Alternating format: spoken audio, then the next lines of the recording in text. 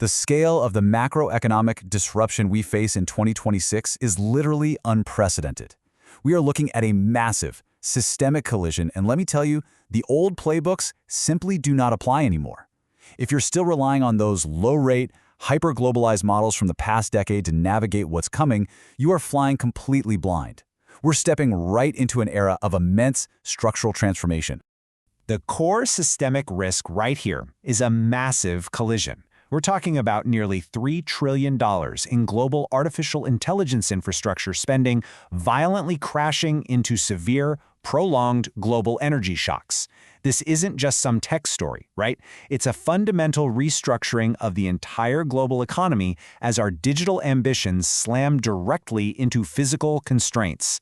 To put $3 trillion into perspective, that is capital flowing at a scale rivaling the gross domestic product of major developed nations, and it's all being funneled directly into data centers, power grids, and highly specialized semiconductor supply chains in a ridiculously compressed timeframe.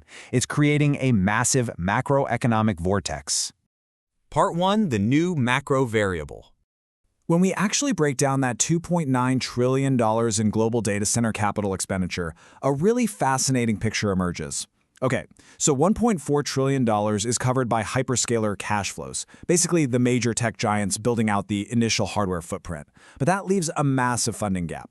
And this gap creates historic, generation-defining opportunities for private credit, corporate debt, and securitized credit markets to step in and actually fund the physical reality of this technology.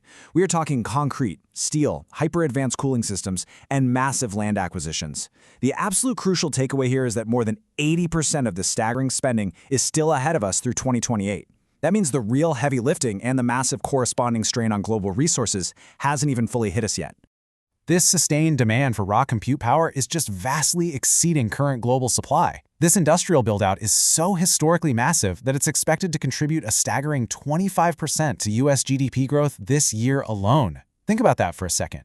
A full quarter of the nation's economic expansion is tethered to this single, colossal infrastructure sprint. This provides real, tangible macro support, meaning if you correctly position yourself alongside this infrastructure build-out, you are anchoring your capital to literally the single largest economic growth engine of the decade, effectively creating a firewall against broader economic slowdowns. Before we escalate into the compounding global risks that are directly threatening this unprecedented growth, please note that this content is for global macroeconomic analysis and educational purposes only. It does not constitute financial advice. Part 2. The energy and inflation shock. There are some serious dark clouds gathering over the macro landscape, driven by an unprecedented supply-driven oil shock. With the effective closure of the Strait of Hormuz dragging into multiple quarters, it's violently ripping through inflation metrics and severely complicating central bank policy all over the world. You see, because AI data centers require immense, uninterrupted baseload power to function, this highly specific energy choke point means the 2026 cycle is going to be far bumpier and highly sensitive to energy volatility. Central banks are caught in a brutal trap right now. They desperately want to lower rates to support growth, but they're absolutely terrified of reigniting an inflation fire that's constantly being stoked by these disrupted global energy pipelines. The crucial point to understand is this highly specific threshold. If continued disruption pushes oil above $150 per barrel, top institutional strategists note that the market focuses aggressively and instantly shifts away from managing inflation and moves directly towards severe growth risk. At that extreme level, energy costs basically act as a massive, punitive tax on everyday consumers and corporate operating margins alike. When that specific trigger is hit, investors instantly rip open the recession playbook. Capital aggressively flees from speculative growth tech and hides in the absolute most defensive, historically stable assets available. Part 3. Geopolitical supply chain fracturing. But energy isn't the only critical pressure point we face right now. As deep analysis from JP Morgan and CSIS heavily outlines, the US and China are intensely, and I mean ruthlessly, competing for absolute global AI leadership. And this fierce competition inherently brings tighter export controls, extreme localization pressures, and massive tariffs that threaten to heavily fragment global supply networks. We are witnessing the absolute end of frictionless global trade. Supply chains are simply no longer being optimized purely for cost and maximum efficiency. They're being rapidly rebuilt for security and national resilience. And that permanently drives up baseline costs for absolutely everyone involved. This strategic competition is currently playing out across four heavily interconnected vectors: advanced semiconductor chips, raw compute power, vast energy resources, and proprietary data lakes.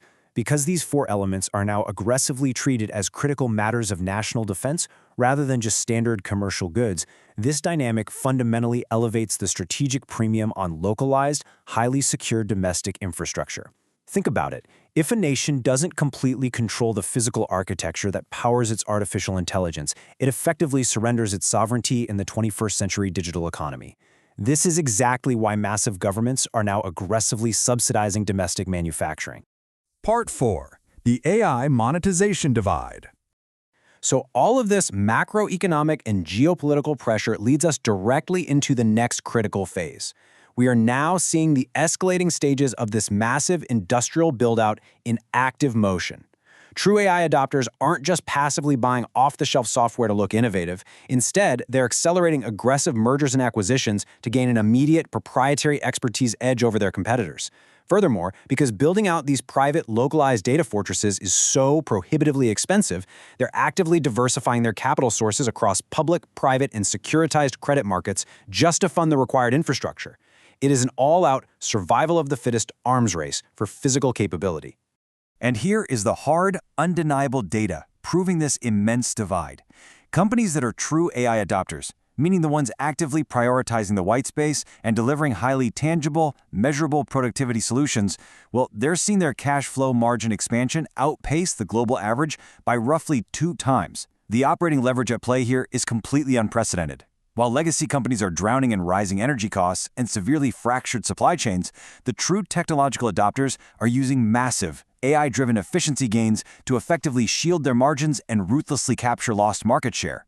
If you want the crucial intelligence edge required to deeply navigate these massive structural market shifts and accurately identify the real winners before the broader market does, subscribe to our channel right now. We strictly distill the macroeconomic noise into highly actionable clarity.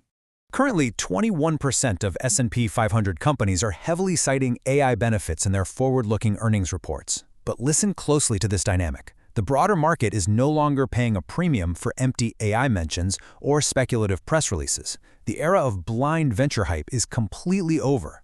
Capital markets are aggressively punishing forward uncertainty and solely rewarding hard, measurable evidence of actual monetization. If a company cannot quantitatively prove exactly how artificial intelligence is driving top-line revenue or severely cutting operational costs today, their valuation is going to be ruthlessly corrected. Because AI's immense physical infrastructure scale means pristine balance sheets matter, once again. Building these massive, power-hungry golden towers of data demands highly disciplined debt financing and absolutely flawless execution. We are seeing monumental moves right now, like a $27 billion structured joint venture for a US AI data center campus advised by top-tier banks.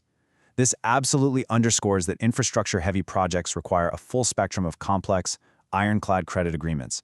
We've officially moved far past the era of asset-light software disruption, right into the brutal capital-intensive era of heavy physical asset management. Part 5. Portfolio Defense Playbook. With inflation rigidity, severe supply chain fracturing, and a hyper-competitive AI cycle all colliding at once, the solution lies in a highly specific defense mechanism. According to top institutional strategists, you must aggressively anchor your portfolio in tangible, real assets. This means actively allocating to trusted national champions that are heavily protected within secure governmental ecosystems. It means specifically utilizing USMCA-compliant nearshoring jurisdictions to intelligently bypass global tariffs. It requires investing directly in hard energy infrastructure to front-run the power demand and tapping into structured credit deeply tied to contracted AI facilities. Broad, passive technology exposure is no longer remotely enough. You must deeply and tactically differentiate. To master the next critical layer of this systemic valuation reset and protect your capital from compounding geopolitical shocks, click the explainer on your screen to watch our macroeconomic deep dive immediately.